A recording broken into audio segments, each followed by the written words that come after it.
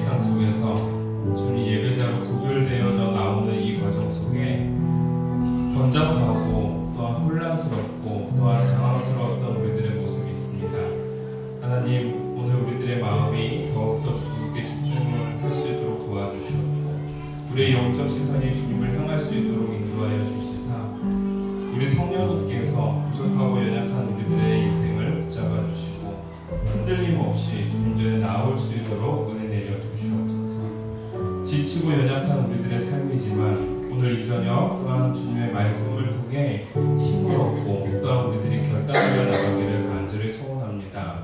성령 하나님, 이 자리 가운데 임재하여 주시옵고 좌정하여 주시옵고 은혜 내려 주시사 더욱더 큰 하늘이 주시는 양식을 얻고 돌아가는 그리하여 풍요로움을 우리가 만끽하며 나아갈 수 있는 삶이 되게 하여 주시옵소서. 감사드리며 예수님의 이름으로 기도 올리옵나이다.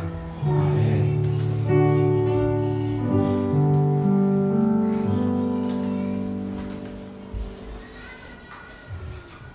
할렐루야. 네, 오늘 하나님이 우리에게 주시는 말씀 함께 좀 보도록 합시다. 오늘 말씀은요, 사사기 14장, 오늘 13장 어제랑 똑같습니다. 8절부터 오늘 마지막까지 함께 읽도록 할 텐데요. 오늘은 20절까지만 읽도록 하겠습니다. 13장 8절부터 20절까지의 말씀. 자, 13장 오늘 8절부터 20절까지의 말씀입니다. 오늘 말씀을 함께 나눌 때는요, 우리 한 절씩 교독하며 읽도록 하시죠. 제가 먼저 읽도록 하겠습니다. 사사기 13장 오늘 8절부터 20절까지의 말씀입니다. 제가 먼저 읽습니다.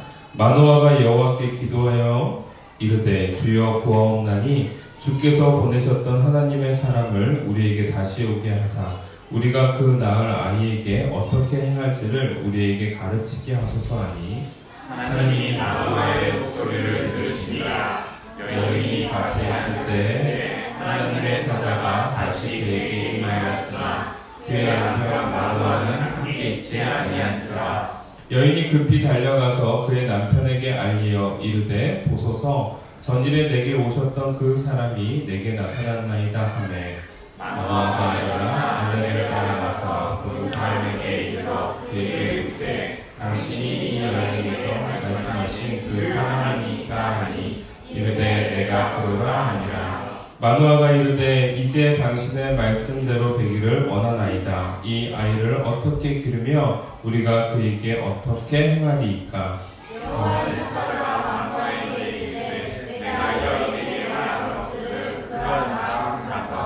포도나무의 소산을 먹지 말며 포도주와 독주를 마시지 말며 어떤 부정한 것도 먹지 말고 내가 그에게 명령한 것은 다 지킬 것이니라 하니라. 마노아가 여호와의 사자에게 말하되 구하옵나니 당신은 우리에게 머물러서 우리가 당신을 위하여 염소 새끼 하나를 준비하게 하소서 하니 여호와의 사자가 마노아에게 이르되 내가 비록 나를 머물게 하나 내가 내 음식을 먹지 아니하리라. 번제를 준비하려거든 마땅히 여호와께 드릴지니라 하니 이는 그가 여호와의 사자인 줄을 마노아가 알지 못함이었더라. 마노아가 또 여호와의 사자에게 말하되 당신의 이름이 무엇이니까 당신의 말씀이 이루어질 때에 우리가 당신을 존귀히 여기리라 하니 여호와의 사자가 그에게 이르되 어찌하여 내 이름을 묻느냐. 내 이름은 기묘자라 하니라. 이에 마노아가 염소 새끼와 소새고를 가져다가 바위 위에서 여호와께 드리니 이적이 일어난지라. 마노아와 그의 아내가 본즉 함께 있습니다. 불꽃이 제단에서부터 하늘로 올라가는 동시에 여호와의 사자가 제단 불꽃에 휩싸여 올라간지라. 마노아와 그의 아내가 그것을 보고 그들의 얼굴을 땅에 대고 엎드리니라. 아멘. 오늘 사사기 13장 8절부터 오늘 20절까지 말씀을 가지고요. 마노아와 같이 기본을 충실하게, 마노아와 같이 기본을 충실하게 라는 제목으로 우리 함께 은혜를 나누도록 하겠습니다. 우리가 어제도 우리 마노아에 대해서 배웠는데 이 마노아에 대해서 제가 함께 묵상을 하면서 제가 참 많은 은혜를 받고 또한 도전을 받습니다. 왜냐하면 이 사사기가 갖고 있는 시대적 배경과 더불어 이 마노아라는 이 한 사람의 성품이나 일상이 실질적으로는 우리와 별반 다르지 않다라는 것을 많이 느꼈기 때문입니다. 무슨 말씀이냐면 성경 가운데 하나님의 뜻대로 쓰임을 받는 사람들은 뭔가 독특한 부분이 있습니다. 다윗도 독특하고요. 아브라함도 독특합니다. 어느 누구나 물론 보잘것 없는 사람이다라고 할지 모르지만 그 보잘것 없는 사람이다라고 했지만 그 사람들의 삶의 이면에는 뭔가 독특한 부분이 반드시 있습니다. 그런데 오늘 이 마노아라는 사람은 성경 안에서 이렇게 사사기 13장에 딱 한 번 등장하고 더 이상 등장하지 않습니다. 다른 여느 인물들은 중요한 인물들이기 때문에 구약에서도 여러 번 언급이 되거나 또는 신약에서도 한 번쯤은 언급이 될 텐데 이 마노아라는 사람은 여기서만 등장하고 다시는 등장하지 않습니다.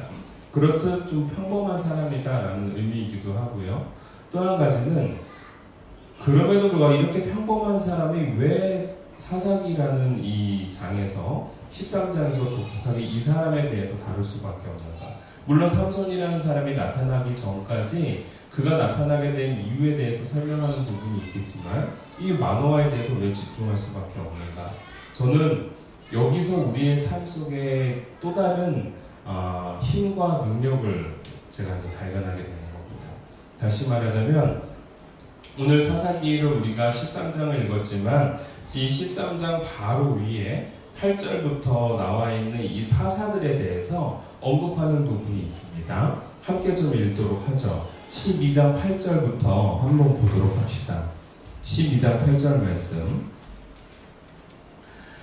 그 뒤를 이어 베들레헴의 입산이 이스라엘의 사사가 되었더라. 그가 아들 30명과 딸 30명을 두었더니 그가 딸들을 밖에서 시집 보냈고 아들들을 위하여는 밖에서 여자 30명을 데려왔더라. 그가 이스라엘의 사사가 된 지 7년이라 라고 되어 있죠. 여러분 오늘 이 본문 말씀 입산이라는 사사라 하면 나름대로 그 시대에 하나님의 뜻을 순종해 나가는 사람이고 아울러서 이스라엘을 구원으로 이끌었던 사람이었습니다. 그런데 그에게 아들이 몇 명이라고요? 30명. 딸이요? 30명. 그런데 그들을 위해서 어떻게 했다고요? 딸을 위해서는 아들을 바깥에서 데려오고 아들을 위해서 딸을 또 바깥에서 데려오죠. 무슨 의미일까요? 네, 이방인들과 혼인하는 삶을 그대로 살았다라는 표현입니다. 그리고 여러분 중요한 거예요. 아들을 어떻게 했길래 30명이나 낳았을까요? 딸은 어떻게 했길래 30명이나 낳았을까요? 무슨 의미일까요? 이 입산이라는 이 사사에게도 수많은 자기가 거느리고 있는 아내들이 많았다라는 것을 표현해주고 있는 겁니다. 물론 사사라는 사람을 그대로 드러내주고 있는 부분이지만 그 사람에게 딸과 아들이 이렇게 많았다라는 것은 이 사사기의 저자가 돌려서 이 시대를 풍자하고 있는 겁니다. 이 시대가 그런 시대였다. 사사이고 하나님의 뜻을 순종하는 사람임에도 불구하고 첩이 많았다라는 것을 표현해주고 있고요.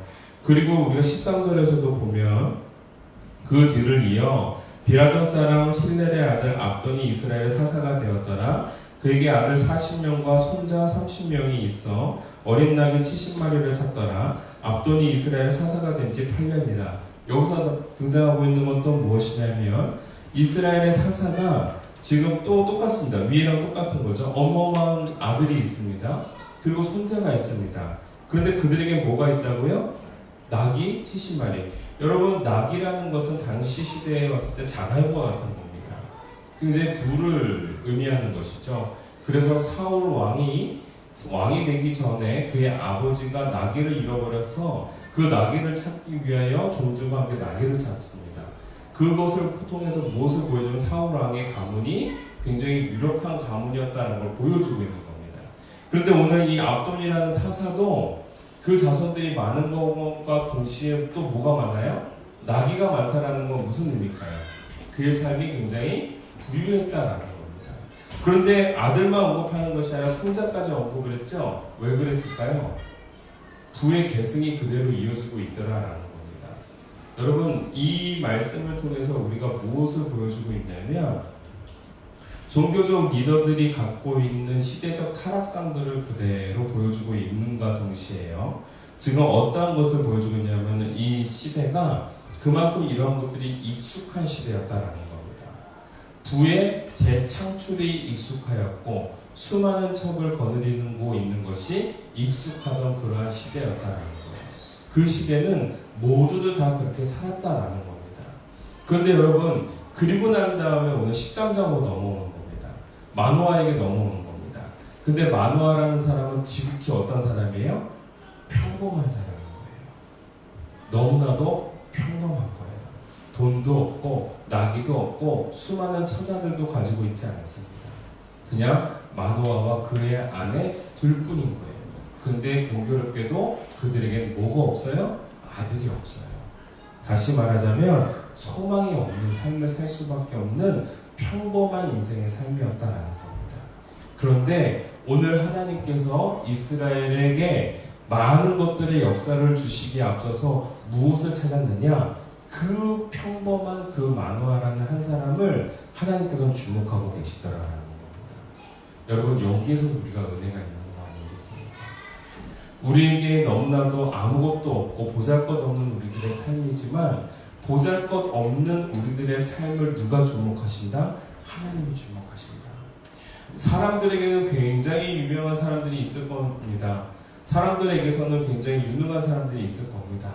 그런데 그렇게 유능한 삶을 산다 하더라도 하나님의 눈밖에 나는 사람이 있는가 하면 사람들에게는 별 볼 일 없는 사람이고 인생에서 이 사람이 있는지 없는지조차도 모르는 그런 존재감 없는 인생일지 모르나 그 존재감 없는 인생을 살아가는 우리들의 삶 속에 하나님의 시선이 우리를 향하고 있다는 사실이 오늘 저와 여러분들이 이 땅을 살아감에 있어서 굉장한 소망이 될 줄 믿습니다.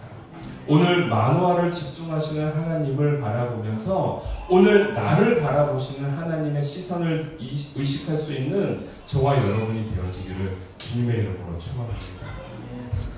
마노아는 지극히 일반적인 사람이었고 당시의 시대상이 오늘의 시대상과 별반 다르지 않더라라는 겁니다. 세상에 많이 노출되면 노출될수록 그만큼 세상의 영향력을 그대로 쉽게 받아들일 수밖에 없는 것이겠죠. 어느 순간 사람들의 말들이 또는 사람들의 삶의 방식들이 하나님의 백성들의 삶의 방식을 침투해 들어오기 시작하더라라는 거죠. 그럼에도 불구하고 오늘 이 마노아라는 사람은 그러한 세상적 영향력이 있음에도 불구하고 거기에 동요되지 않고 적어도 하나님의 뜻이 무엇인지를 분별하면서 살기를 소망했던 한 사람이 바로 오늘 이 자리에 있는 마노아라는 사람입니다. 그러면서 오늘 저와 여러분에게 주시고자 하는 의미가 있습니다. 첫 번째 대지가 바로 이겁니다. 소망이 없음에 익숙하지 말자. 소망이 없음에 익숙하지 말자. 여러분, 어떤 한동안 90년대, 2000년대에 들어가면서 그때 당시 대두되었던 하나의 키워드가 있었다면 그게 뭐였냐면 행복이었습니다. 행복. 네가 행복하냐? 그게 중요하다. 행복이라는 단어가 굉장히 중요했다라는 거죠. 더불어서 너를 생각해라.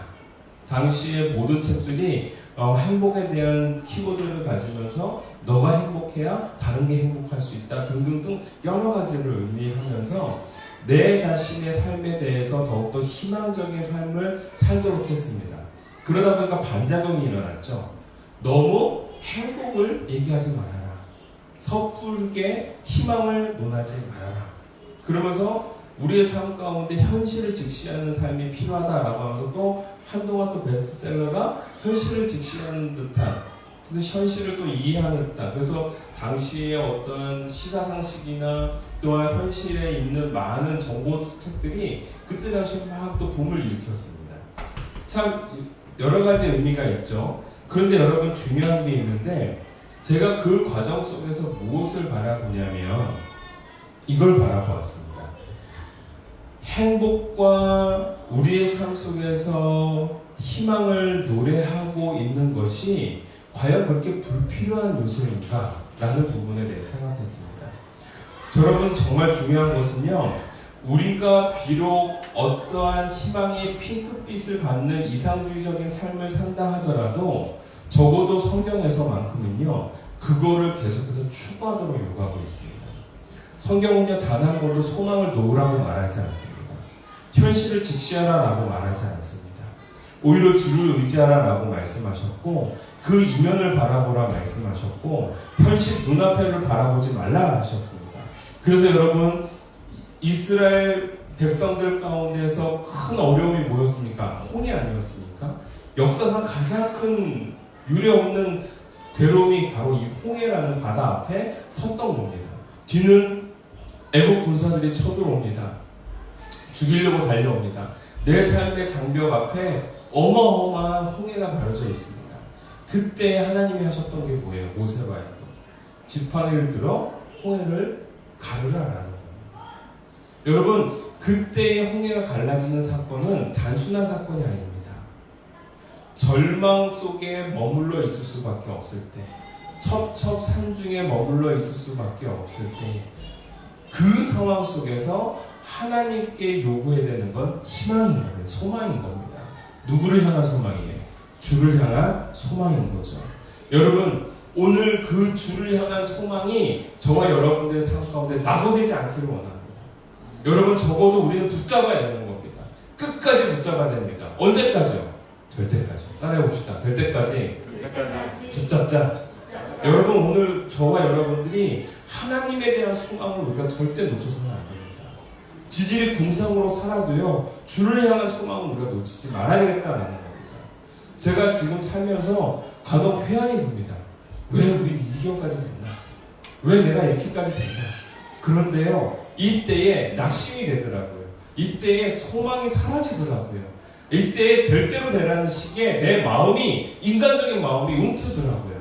그런데 오늘 말씀을 보니까 오늘 우리가 깨달아야 되는 건 기대와 소망이 없음에도 불구하고 내가 하나님의 사람이라는 정체성을 잃어버리지 않고 사는 게 정말 중요하다라는 겁니다.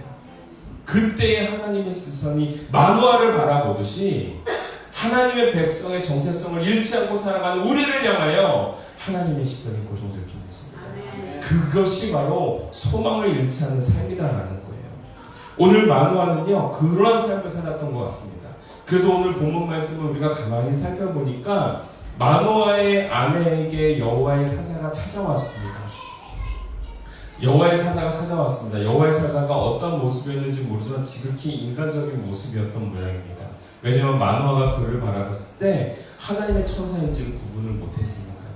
하물며 그 여인도, 아내도 그 사람이 그냥 사람인 줄 알았지 하나님의 천사인 줄 몰랐던 것 같습니다. 그래서 그를 인간처럼 대했던 겁니다. 그런데 여러분, 그 인간처럼 대했던 그들의 삶 속에서 무엇을 볼 수가 있냐면 그를 위해서 뭔가를 주려고 합니다. 오늘 본문 말씀을 보니까 그를 만나고 난 다음에 그들을 위해서 무엇을 준비하겠냐? 염소 새끼 하나를 준비하겠다. 13장 15절입니다. 염소 새끼를 내가 준비해서 드리겠사오니 잠깐 머물러 계십시오 라고 얘기합니다. 그랬더니 16절에 그분이 이렇게 얘기합니다. 여호와의 사자가 마노아에게 이르되 내가 비록 나를 머물게 하나 내가 내 음식을 먹지 아니하리라. 번제를 준비하려거든 마땅히 여호와께 드릴지니라. 이렇게 말씀하십니다. 그런데도 여호와의 사자인 줄을 마노아가 몰라요. 근데 여러분, 이 상황이 굉장히 중요한 겁니다. 마노아에게 어떠한 얘기를 해줬습니까? 이 사람이 너에게 아들이 있을 거다라는 얘기를 해준 것 뿐입니다. 아들이 있을 것이다. 근데 그 아들이 있을 것인데 그를 위하여 무엇을 하라고 얘기를 하냐면 이렇게 나시린의 조항들을 들먹이면서 포도주를 먹지 말고 독주를 마시지 말고 삭도를 머리에 대지 말고 시체나 부정한 것을 만지지 말라라는 메시지를 주는 겁니다. 근데 여러분, 여기서 보세요. 우리가 주목했을 때 놀라운 게 뭐냐면 이 모든 과정이 마노아가 굉장히 익숙하게 이거를 접하더라라는 겁니다. 그리고 그에게 감사의 증표를 보내려고 하고 있고 더불어서 하나님 앞에 감사의 제사를 드리려고 하고 있더라라는 겁니다. 무슨 의미일까요? 마노아는요, 비록 그의 삶 속에서 세상에 수많은 풍파가 일어나고 세상의 흐름대로 살아가는 인생일지 모르나 만호하는 그 상황 속에서도 하나님 앞에 예배드릴 수 있는 마음의 준비가 있었다라는 겁니다. 예배드릴 수 있는 예배자였다라는 겁니다. 여러분, 오늘을 살아가고 있는 우리가 왜 소망이 있습니까? 하나님 앞에 예배드릴 수 있는 사람이기 때문에 그렇습니다. 예배가 익숙한 사람입니다. 예배를 매일매일 드리는 사람들입니다. 예배를 매주 드리는 사람입니다. 우리가 예배를 안 드리는 사람이 아니다라는 겁니다. 예배를 드릴 줄 아는 사람이기에 우리들의 삶은 예배에 익숙하고요. 우리의 삶은 감사에 익숙하고요. 그러한 삶을 살아갈 때 하나님께서는 그를 주목해 보신다라는 거예요. 여러분, 우리의 삶 속에 감사가 사라졌습니까? 감사가 사라졌다는 건 우리의 예배에 감동이 없다는 의미이기도 합니다. 내 삶에 감사가 사라졌습니까? 하나님의 은혜를 망각했다는 의미이기도 합니다. 우리가 가만히 뒤돌아보면 정말 감사한 내용들이 너무너무 많더라는 거죠. 제가 지난번에도 한번 말씀을 드렸지만 양희만 목사님이 신장 투석을 했습니다. 그때도 제가 목사님 정말 정 안 되면 저의 신장 뭐 괜찮습니다. 저도 저 신장 드릴 수 있습니다.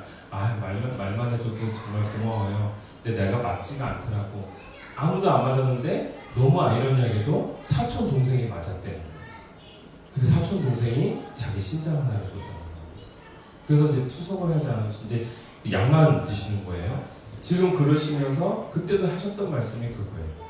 내가 사람들이 꿈꾸던 일상을 얻는 게 이렇게 감사한 건지 몰랐다. 차 마시러 가고 싶을 때 차 마실 수 있는 것, 밥 먹으러 가고 싶을 때 밥 먹을 수 있는 것, 내가 움직이고 싶을 때 움직일 수 있는 것, 이게 이렇게 감사한 건지 몰랐다. 자기 옆에 수많은 중환자실에 수많은 사람들이 다 하나같이 다 능결 꽂고 힘들어하고 있고 의식이 왔다 갔다 하고 있는 가운데 그분들이 하나같이 했던 말이 그거라는 겁니다. 나도 무슨 좀 걸어 다녔으면 좋겠다. 그 걷는 일상에 대한 감사가 자기가 그러지 못할 때 그것이 깨닫게 되더라라는 겁니다. 여러분, 그러고 보니까 우리는 감사한 게 참 많습니다. 여러분, 소망을 꿈꿀 수 있다는 거 감사한 거고요. 내일을 생각할 수 있다는 것도 너무 감사한 거고요. 나에게 자녀가 있다는 것도 너무 감사한 일이더라고요. 근데 여러분, 참 중요한 건 마누아에게는요 자녀가 없었습니다. 다시 말하자면 소망이 없었던 삶이었다라는 거예요. 그래서 그런지 여러분, 자녀가 내게 있을 것이다 라고 했는데 어느 누구도 호들갑 떨지는 않습니다. 여러분, 호들갑 떨지 않는 이유가 뭘까요? 이미 낙심됐거든요. 익숙하거든요. 뭐예요? 절망에 익숙하고 소망이 없음에 익숙한 삶이었다는 겁니다. 저와 여러분들에게 오늘 제가 우리 교회 성도들에게 꿈꾸고 싶었던 게 바로 이 부분입니다. 우리가 이 소망을 잃지 않았으면 좋겠습니다. 우리 함께 교회를 이루며 나갑니다. 교회가 여러분 중요한 건 건물 아닙니다. 사람입니다. 한 사람 한 사람의 벽돌이 되는 거고요. 한 사람 한 사람의 일꾼이 되는 겁니다. 여러분, 교회 크면 뭐합니까? 일꾼이 없어서 일을 할 사람이 없대는데 교회가 크면 뭐합니까? 거기에 나오는 사람이 많으면 뭐합니까? 어느 누구도 교회의 벽돌처럼 살려고 하지 않는데 벽돌이 뭔가요? 서로 얽혀설켜 있어야 되는 거고요. 수많은 중압감을 견뎌야 되는 거고요. 수많은 풍파를 서로 어깨를 걸고 견뎌야지만이 교회의 벽돌이 되는 겁니다. 전 참으로 놀랐던 게 지금까지 교회 건축을 여러 가지 모습을 보았지만 전에 있던 그 영락교회예요. 저는 그 영락교회 옛날 사진첩을 보면서 놀랐던 게 뭐냐면 교회를요 누가 전혀 성도들이 줬어요. 직접 여자 남자 할 것 없이 다 와서 벽돌 들고 올라가는 모습을 사진으로 남겼더라고요. 저 깜짝 놀랐습니다. 그래서 어떤 장로님이요, 저쪽은 내가 졌다 이렇게 얘기하시는 거예요. 저는 놀랐습니다. 저기 1층부터 저 2층까지 올라가는 저 벽돌 내가 졌다는 거예요. 너무 뿌듯해하시는 거예요. 제가 그걸 느꼈습니다. 근데 권사님들도요, 여기는 제가 졌어요.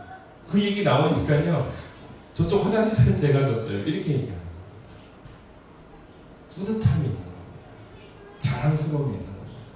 근데 여러분 실제로 그때 그거를 하려고 할 때 얼마나 힘들었어요. 그쵸? 영락교회 벽돌이 그냥 벽돌도 아니잖아요. 적벽돌이죠. 적벽돌. 무거워요. 단단해가지고 그거를 하나하나 여자분들이 다 장갑 끼고 수건 둘러매고 그렇게 해서 올린 거더라고요. 여러분 교회는요, 저는 이 자리에 있는 여러분들이 벽돌이라고 믿습니다. 여러분들이 하나하나 견고하게 세워져서 우리가 서로 얽히고 설켜져서 이 교회 속에 등장하고 있는 하나님의 놀라운 인도하심과 역사들을 함께 경험해 나가며 교회의 역사를 이루어 나갔으면 참으로 좋겠습니다. 저는 이 부흥회를 기점으로 우리 교회가 향후 나아가야 될 방향들을 저와 여러분들에게 제시를 해야 될 것 같습니다. 기본적으로 저는 이 교회를 일단은 내놨고요. 그리고 하나님께서 어떻게 인도해 주실지는 모르겠지만 인도되어 주시는 대로 움직이려고 합니다. 근데 그 과정 속에 부담이 되는 부분들도 있고요. 또한 우리가 희생해야 될 부분들도 있습니다. 다시 원점으로 돌아갈 수도 있습니다. 원점으로 돌아간다는 것은 마치 옛날 우리가 개척하던 식으로 돌아가야 될 수도 있다는 얘기입니다. 그런데 여러분, 뭐가 됐든지 간에 하나님이 우리를 주장하시고 인도하시면서 그 속에 우리가 무엇을 놓지 말기를 원하시는가? 바로 소망 놓지 않기를 원하신다는 것. 더불어서 하나님 백성에 대한 정체성을 우리 잃지 않았으면 좋겠습니다. 내가 하나님 백성에 대한 정체성을 잃어버릴 때 우리는 낙심하고 좌절하는 겁니다. 우리는 그러면 만화가 아니라 그 시대의 흐름에 쫓아가는 사람이 되는 겁니다. 우리가 하나님의 백성이라는 정체성 잃어버리지 아니하고 내가 한 사람 한 사람이 교회의 벽돌이라는 생각을 잃지 아니하면서 우리들이 소망을 잃지 않는 하나님의 백성이 되어지기를 주님의 이름으로 축원합니다. 그러면서 여러분 오늘 13장에서 계속해서 여호와의 사자가 요구하고 있는 게 무엇이냐면요, 구별됨입니다. 구별됨. 근데 그 구별됨을 준비해 나갈 때에 여러분 참으로 중요한 건 무엇이냐면요, 마노아가 당신이 우리에게 주시는 아들을 내가 어떻게 키워야 됩니까? 라는 질문을 하는데, 그런데 여러분 그 질문이 너무나도 놀랍습니다. 12절 말씀이요. 12절 말씀 우리 함께 한번 읽어봅시다. 시작. 마노아가 이르되 이제 당신의 말씀대로 되기를 원하나이다. 이 아이를 어떻게 기르며 우리가 그에게 어떻게 행하리이까. 그겁니다. 내가 이 아이를 어떻게 기르며 우리가 그에게 어떻게 행하리이까. 여러분 참으로 중요한 거요. 오늘 두 번째 대지이며 마지막 대지입니다. 무엇이 준비되어야 되냐면요, 내가 준비되어야 삼손이 오는 겁니다. 내가 준비되어야. 여러분 오늘 이 본문 말씀을 보면서요, 이 여호와의 사자가 누구에게 먼저 임했습니까? 마노아의 아내에게 먼저 임했습니다. 마노아의 아내에게 임했을 때에 이 여인도요, 그냥 자기에게 주는 예언자와 같은 모습으로 아마 생각했던 모양이에요. 그래서 여러분 오늘 말씀 13장 7절을 보면 이렇게 하라라는 말씀을 지금 마노아에게 전달해 줍니다. 그런데 이 얘기를 듣고 난 다음에 마노아가 8절에서 뭐라고 얘기하냐면, 마노아가 여호와께 기도하여 이르되 주여 구하옵나니 주께서 보내셨던 하나님의 사람을 우리에게 다시 오게 하사 우리가 그 낳을 아이에게 어떻게 행할지를 우리에게 가르치게 하소서 하니 기도한 겁니다. 우리 어제 말씀 들었었죠. 우리가 이제는 하나님의 뜻을 분별하고 기도해야 된다라는 말씀을 전했습니다. 그렇게 기도하고 준비되는 모습으로 나아가야 된다라고 말씀을 드렸는데, 여러분 이 기도를 하나님께서 어떻게 하십니까? 응답해 주시죠. 자, 9절 말씀이요. 하나님이 마노아의 목소리를 들으시니라. 여인이 밭에 앉았을 때 하나님의 사자가 다시 그에게 임하였으나 그의 남편 마노아는 함께 있지 아니한지라라고 되어 있습니다. 여러분 이게 재밌지 않습니까? 기도는 누가 했습니까? 마노아가 했습니다. 근데 여호와 하나님께서 그 기도를 들으셨어요, 안 들으셨어요? 들으셨어요. 근데 들으셨으면 누구를 찾아와야 됩니까? 마누아를 찾아와야 되죠. 그런데 마누아를 찾아온 게 아니라 또 누구를 찾아와요? 그의 아내를 찾아서. 왜 그러셨을까요? 저는요, 이게 하나님의 은혜라고 보는 겁니다. 우리는 보통 기도하면은요, 나에게 뭔가가 이루어지기를 원하거든요. 지금 내 눈앞에 뭔가가 뿅 나타나기를 원하는 거거든요. 그런데 하나님의 역사는요, 네가 원해? 그래, 내가 나타나 줄게. 응답은 해주시지만 그렇게 응답하시지 않더라는 겁니다. 하나님께서 다시 그 여인에게 찾아가 주십니다. 그리고 그 여인으로 하여금 다시 그 소식을 전하도록 한다는 거예요. 하나님의 응답의 방법은요, 내 눈앞에서 짠! 하고 일어나는 것이 아니라 사람을 통하여 역사하신다는 거예요. 사람을 통하여. 내 기도한 대로, 내 기대한 대로 탁탁탁탁 일어나는 것이 아니라 나는 기대하지 않은 또다시 하나님의 역사가 또 다른 사람을 통해서 일어나더라라는 거예요. 근데 중요한 것은 10절 말씀이요. 여인이 급히 달려가서, 자, 이제 그 여인이 누군지 알아봤죠? 급히 달려가서 남편에게 알렸습니다. 자, 그리고 11절에요. 마노아가 일어나 아내를 따라가서 그 사람에게 이르러 라고 되어 있습니다. 근데 여러분 중요한 겁니다. 마노아가 급히 일어났나요? 그냥 일어났나요? 그냥 일어났다는 거예요.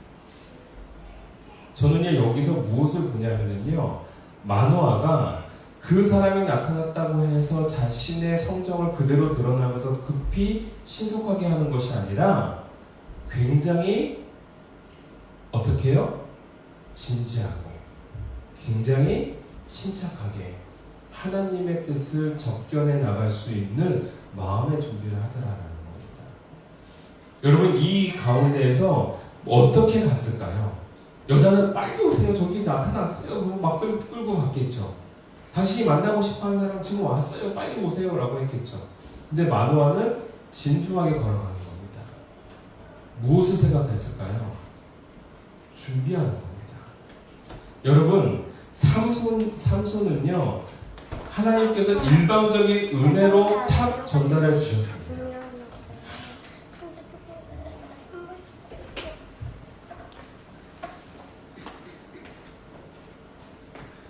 속상한 게 많은 거예요.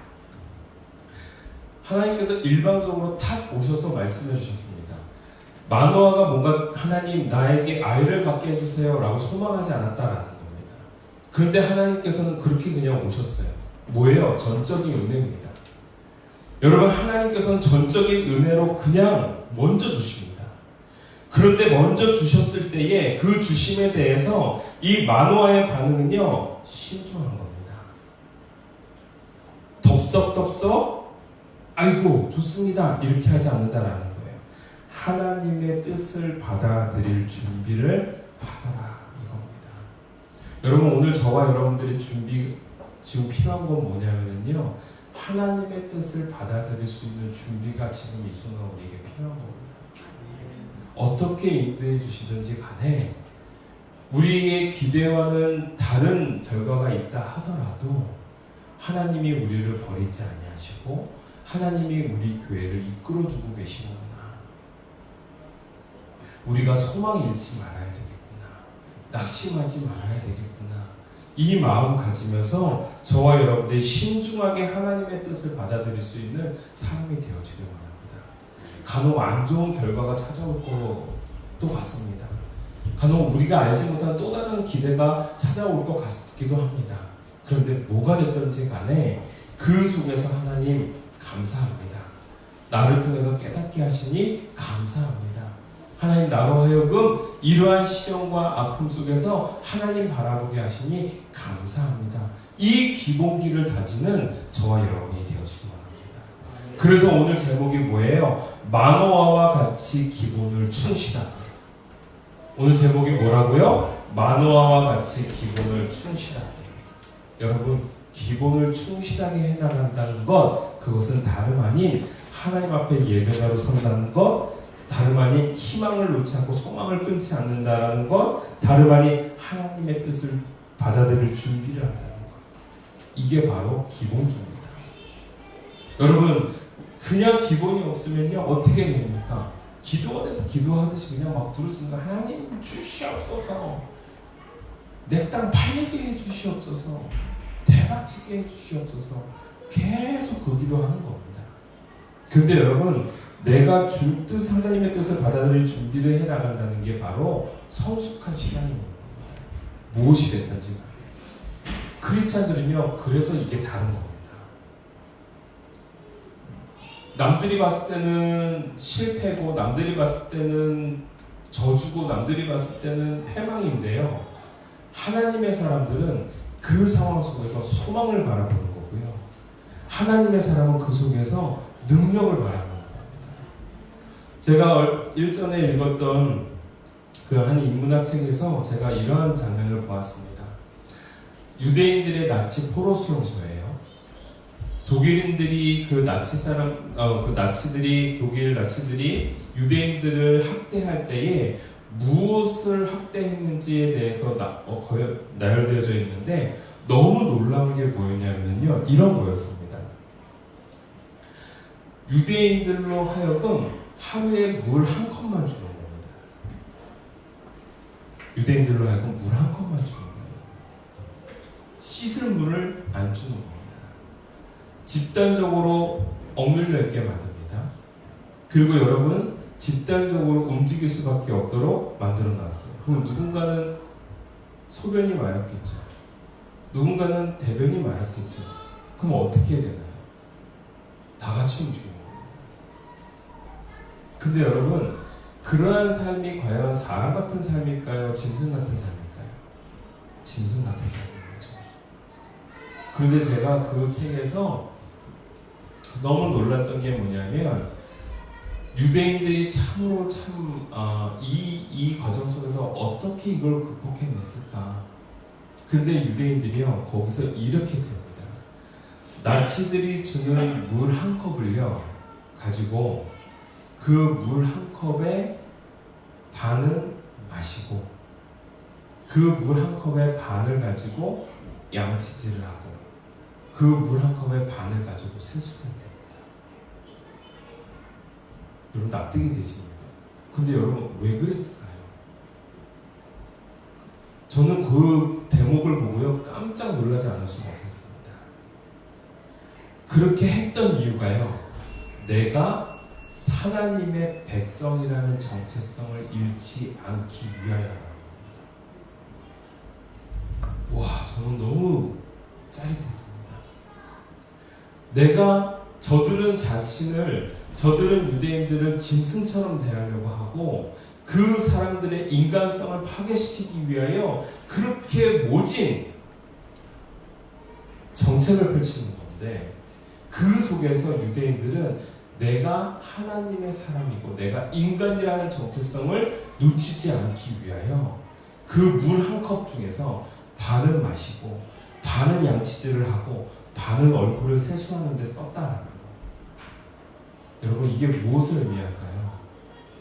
세상의 풍파와 세상의 시련 속에 자신의 정체성을 놓치지 않고자 하는 유대인들의 그 강인한 정신이에요. 그게 오늘의 이스라엘을 만든 원동력이 아니었겠습니까?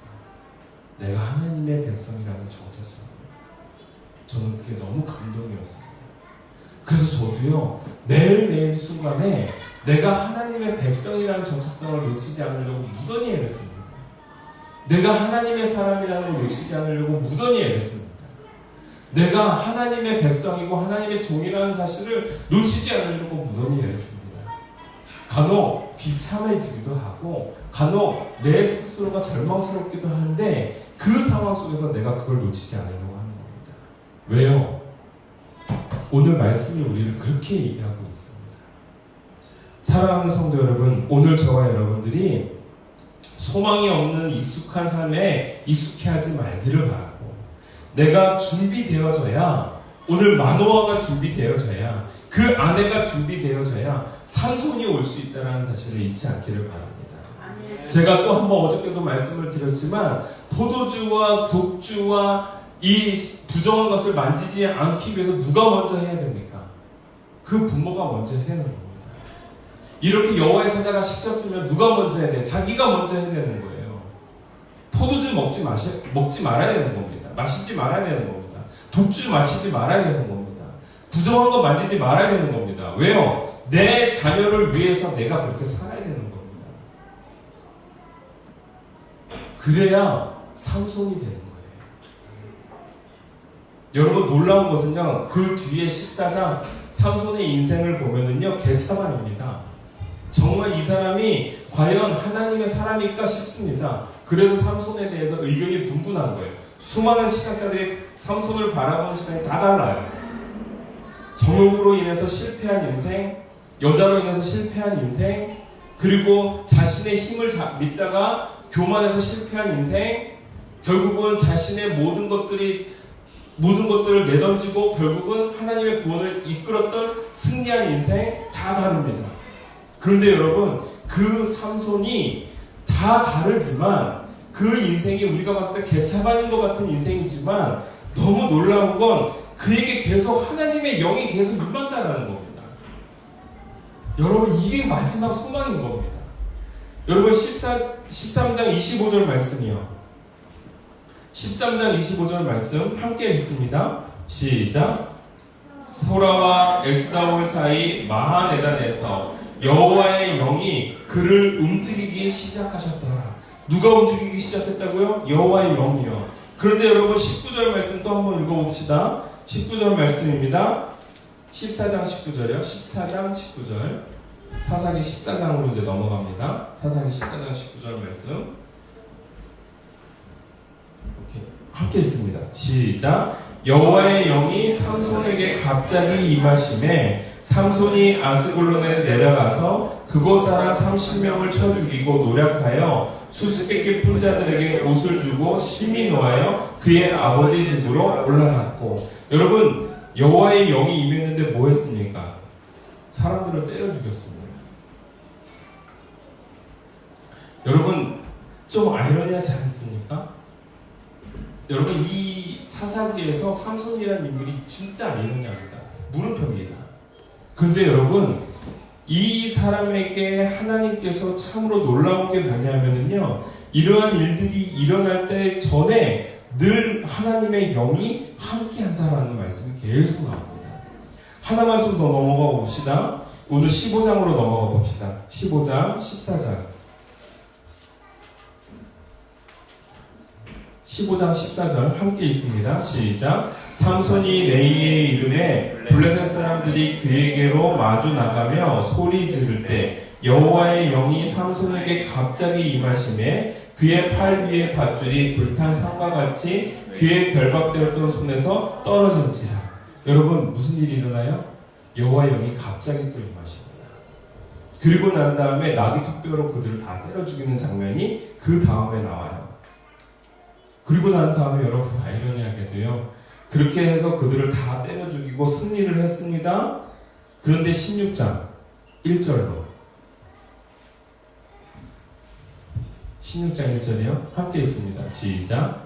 삼손이 그때에 가서 거기서 한 기생을 보고 그에게로 들어갔더니. 네, 삼손이요, 그렇게 다 때려 죽이고 승리를 쟁취하고 난 이후에 갑자기 16장에 가사에 내려가서 저 블레셋 땅에 있는 거죠. 블레셋 땅에 있는 창녀에게로 들어가는 장면이 나옵니다.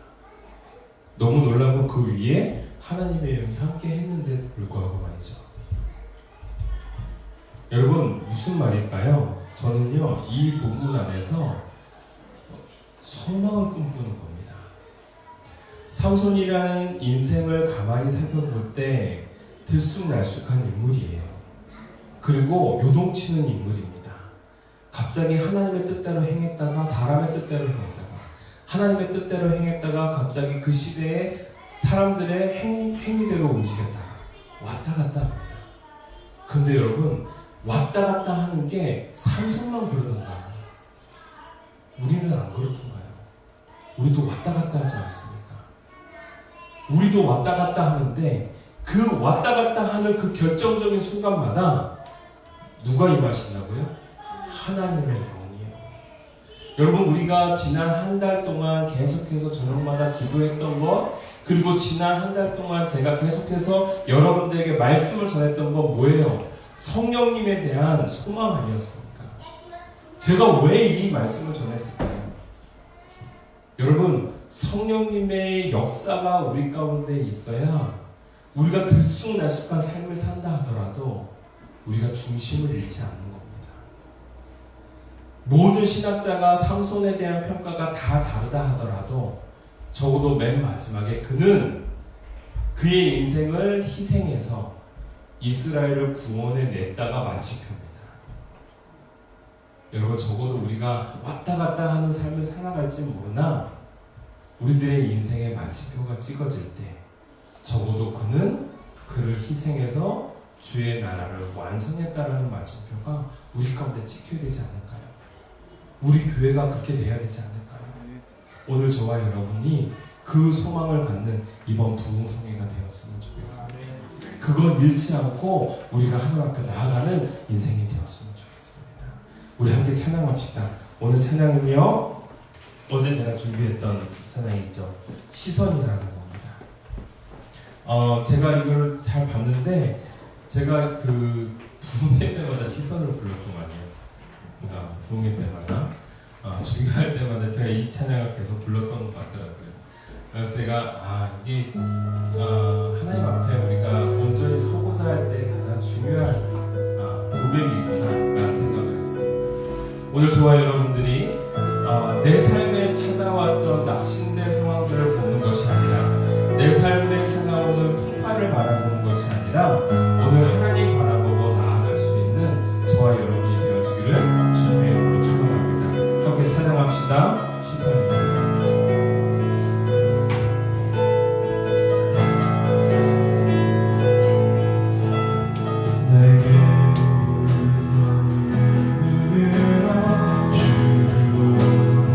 시작할 때 주의 일을 보겠네.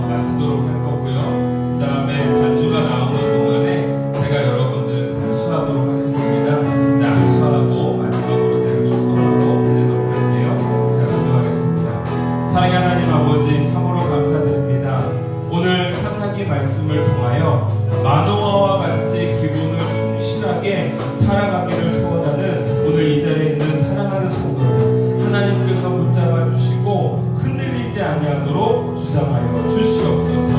아버지 하나님, 소망이 없음에 익숙한 인생이 되지 않기를 원합니다. 내 삶에 소망과 기대함이 없다 하더라도